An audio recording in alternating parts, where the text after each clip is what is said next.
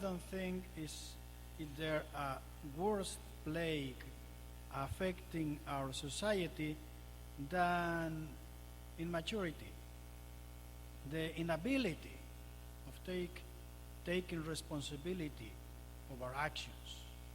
And I think that we can see that everywhere. And our society, our culture, encourages just the opposite.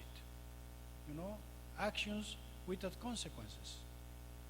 Doing what I like without having to respond for that. And that is the source of a lot of the problems that we have. But I don't want to stop on, the realization of this, but more than anything else in the words that we have heard in the readings today, because this is the antidote. This is the response.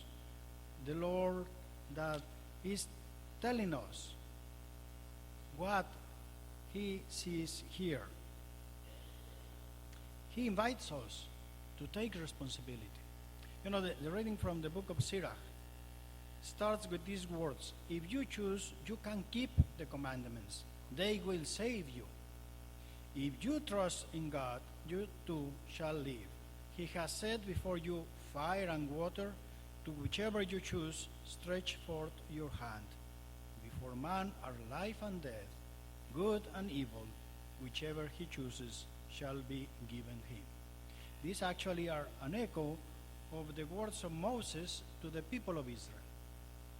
They are at the gates of the promised land. They are about to enter, to have fulfilled the promise that God gave to Abraham centuries before. Just before that, Moses has reminded them of all what the Lord have done for them, freeing them from Egypt, protecting in the desert, giving them food, protecting from their enemies, guiding them, and so on. And they are at the gates to receive everything that they have been promised. What Moses tells them, the Lord has done everything for you. You are about to have the land. Now it's up to you. Do you want to keep that land? Do you want to keep that promise, those blessings that the Lord is giving you? It's up to you. You have in front of you life and death. What do you choose? The way of having life is if you listen to the Lord and obey what He is commanding you, because that is the reason why He gave you the land. Otherwise, you will lose everything. Responsibility at the end. God has done everything for them, for us. But there is something that God cannot do for us, and that is taking responsibility, choosing. We value so much freedom, but at the same time, we don't realize that with freedom comes responsibility. We have to respond for our actions, for our choices. It is hard. When I talk to young people, very often these teenagers that are in the middle, they are not yet adults, they are not yet anymore children. So they want to be treated like adults, but they are not. What is the difference between a baby and a grown-up, at least in theory? Okay? A baby sees everything centrated on him or her. This is mine, this is mine, this is mine. Everything, the world turns around them. But as you grow up, you realize that really is not that way. Not only that, it actually gives more satisfaction, fills you more, when you are open to the others. When you are generous, you really receive even more. And that is the beginning of becoming mature, becoming a grown-up. Now, it is very difficult to do that. And not everybody really matures with age. There are around people with 60, 70 that are not yet mature. And you have younger people that are really mature. But the thing is that actually our society, again, I don't think it encourages very much this becoming mature. But this maturity, this responsibility is what lays the foundations for a really fulfilled life, for a happy life. As the Lord told the people of Israel, only that is the way of really receiving what the Lord promises us. Because that is the point that the Lord cannot do for us. And St. Paul, in the second letter, says this very clearly. We speak a wisdom to those who are mature, not a wisdom of this age, nor of the rulers of this age who are passing away. Rather, we speak God's wisdom, mysterious, hidden. It is truly a special wisdom that we need to, on one hand, ask God for it, and the second hand, on the other hand, also do something ourselves to get that wisdom. And our Lord in the Gospel, hints at that. We have been reading in these last weeks parts from what it is called the Sermon of the Mount. We didn't read this year the Beatitudes because the reading was falling the 2nd of February, but that was one of the readings. Nevertheless, in this Sermon of the Mount, Jesus is presented as the new Moses. Moses in the Old Testament, he gave the law from the Lord to the people. That law that later he will encourage them to really accept, to choose to have life. Jesus starts his ministry presenting his law. He's the new and greater Moses. Now, you will remember that he insisted very much in the love of God, in the mercy, in charity, and all of that. So, as a consequence, some of the people were asking if he was really, dismissing the old law, the commandments. And what Jesus says is, no, I didn't come to abolish the commandments, the law and the prophets. I came to bring them to fulfillment. And what he says to explain himself? Well, the reading that we have just heard. He starts with every one of the commandments, beginning with the first one, but he goes on and he says, you have heard that it was said to your ancestors. And he quotes from the Old Testament, from the commandments, you shall not kill, and whoever kills will be liable to judgment. But I say to you, what he's doing here, if you realize, he's telling them, this is the commandment that you got, and it's perfectly good and necessary.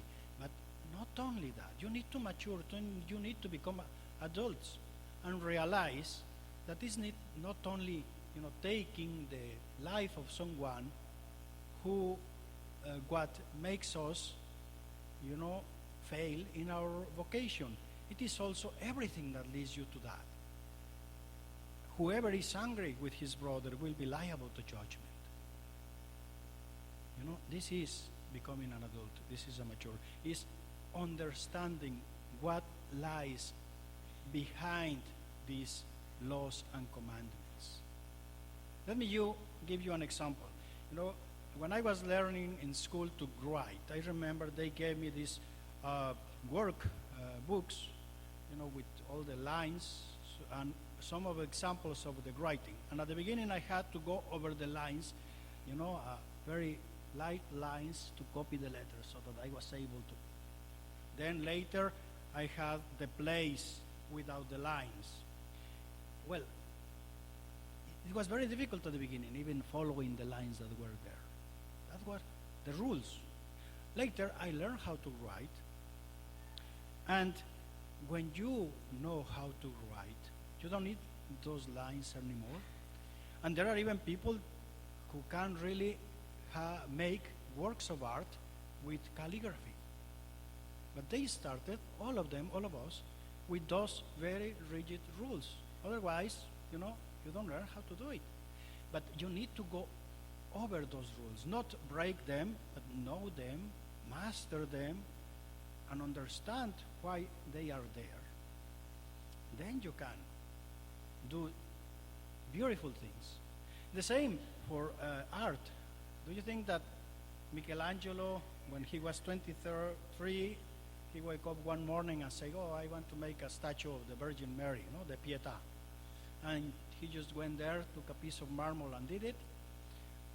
For him to arrive to 23 and being able to do that, at that point, he was working at least 11, 10 years, practicing, knowing the rules, how the marble works, how do you do everything. And then he was able to express himself in a wonderful way. And that works for everything in life. Christian life is more than a work of art, much more. And we need these lines, these rules to start with. But that is not the end of it. If we end our Christian life with that, we really don't get it. You know what happens when you end up even before first grade, when you don't read? It's only suffering. You don't see what, all this, I cannot do this. Why I go to do this? Why I continue? Why I keep in doing this my whole life? Makes no sense. And you know what is the saddest thing? The saddest thing is a lot of Christians remain in that state their whole life. They live, maybe, by the rules, that they don't get any joy from living that way. Because they didn't pass to that second step in which there is all this life, spontaneity, expression. The saints have done that. And you see how beautiful they are able to, they live that, but they are not slaves to the rules. They live those, but it is not that constrains them. And the gospel, the readings today are inviting us to arrive to this great wisdom that is not of this world. Now, how do we get to that? In a very similar way as we do with mastering any other of the arts that I have mentioned before. Practicing and deepening our understanding of those rules. Or the painters, Michelangelo himself or the other great painters, they started with the beginnings as everyone, and then they started copying the masters to learn from them. And then little by little, then also they started to experience or make experiments on their own, mixing colors, perspectives, and they created new things. But they started with the initial elements, with the same, every one of them, a piece of paper divided with lines and doing like a scrapbook that we do sometimes. Then imitating the masters. That is why it's so important for us to learn to imitate the master and the other disciples of him that were masters too after him. Jesus, the saints. And then asking also ourselves, why this? How this works? What is the reason of this? How can I apply this in a different way? The greatest of the commandments. Love God above anything else and love each other. Okay? Loving each other. What it means? Some people believe that loving means, accepting everything, doing everything for other person. And it is not necessarily that doing everything and being silent is always the way of expressing true love. True love sometimes means to call my friend and tell him, you are doing wrong. Not because I love you, I will allow you to do what harms you. Other times it means to keep silent, to pray. Different expressions of the same commandment. And there is where we need really to know what was the intention of God in asking to do this. As you can imagine, only who masters really the art arrives to that. Not only who only knows a little bit about the rules. And again, the saddest thing is that a lot of us Christians remained what we got when we went to religious formation, catechism. And sometimes we don't even remember well that. Am I right or not? It's what I see. And so how can we pretend really to even imagine, even arrive to enjoy what the Lord is trying to give us when we are not even able to manage with the basics? But again, maturity, responsibility means effort. It is not easy, as you can and as you know very well as adults. It is not easy to take decision to found a family, to have children, to be a good parent. It is not easy, and sometimes it makes you afraid. But only when you step up and do the thing, and you do it, with all your heart, then you start not only feeling like a slave, but really as a free person, and not only discovering that it is good, but it's the best thing that you can do. That is the invitation that the Lord is making us today. Become an adult, mature, discover what I am offering to you. Take your decisions and respond for them. That is why we come every week here, why we are invited every week, to remember that, to draw the grace, the strength to really do that. Because again, it is not an easy task, but it's the more rewarding one.